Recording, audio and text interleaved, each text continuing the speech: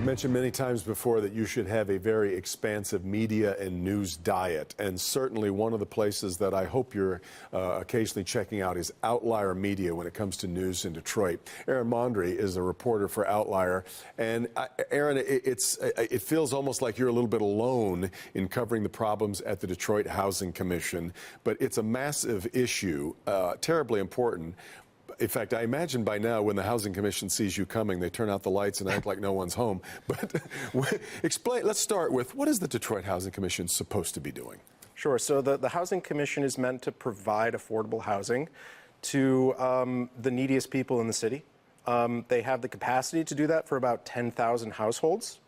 So that's a huge number. That represents an enormous percentage of the affordable housing that exists in the city. And they do that primarily through two programs. One is public housing, so units that they manage or co-manage, and then through vouchers. So they distribute these vouchers to renters, which they can use with other landlords.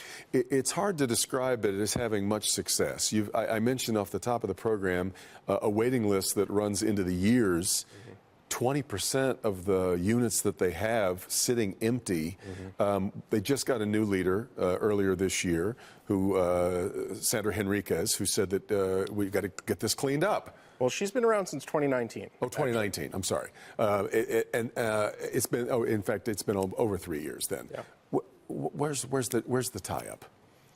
Well, and I know that's your job. If you could just explain this and sure, I'll try and distill down this incredibly complicated topic as succinctly as I can. But basically, their public housing. To break down these two programs separately, their public housing is deteriorating.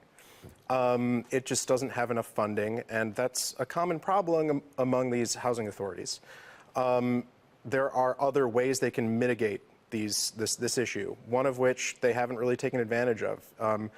HUD, U.S. Department of Housing and Urban Development, which oversees the Housing Commission, has allowed housing authorities to basically get outside funding, work with developers, the city, get other sources of funding, but the DHC just hasn't taken advantage of this opportunity so far. So sadly, their housing is deteriorating quite rapidly. In 2021, the last time inspection reports were made public, 13 of 15 of their properties failed. Yeah. Their lowest performing one got a 16 out of 100. Anything below a 60 is failing. The other major issue is with their voucher program. They're leaving hundreds and hundreds of vouchers on the table. They're spending too much per voucher. Landlords have to wait 6 months to a year for payments to initiate, so landlords are rejecting them. You also pointed out that those inspection reports are no longer being made public. Yeah. So HUD, it's again, everything with the DHC is complicated, but the last time HUD-initiated inspection reports happened was in 2020.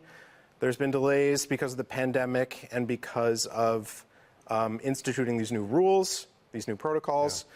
The DHC last made them public in 2021 and hasn't made any since. I'm worried that it's because they're not very good. It's interesting. I read a piece recently, somebody wondering why the city of Detroit doesn't seem to have the kind of homeless problem that we see in, say, Phoenix, out in California, where these massive tent camps. There's a lot of different reasons for that. And I wonder if the fact that our homeless population isn't quite as visible to people.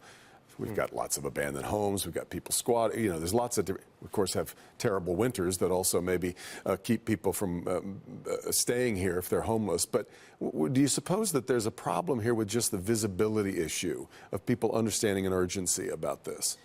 Well, you may be onto something. When I first started reporting this topic, like over a year ago, I was surprised to find that so little had been covered on the DHC in the years since it came out of receivership in 2015. It was in receivership for a decade. And I'm embarrassed to tell you, I believe this is the first segment I've done on the DHC since that happened.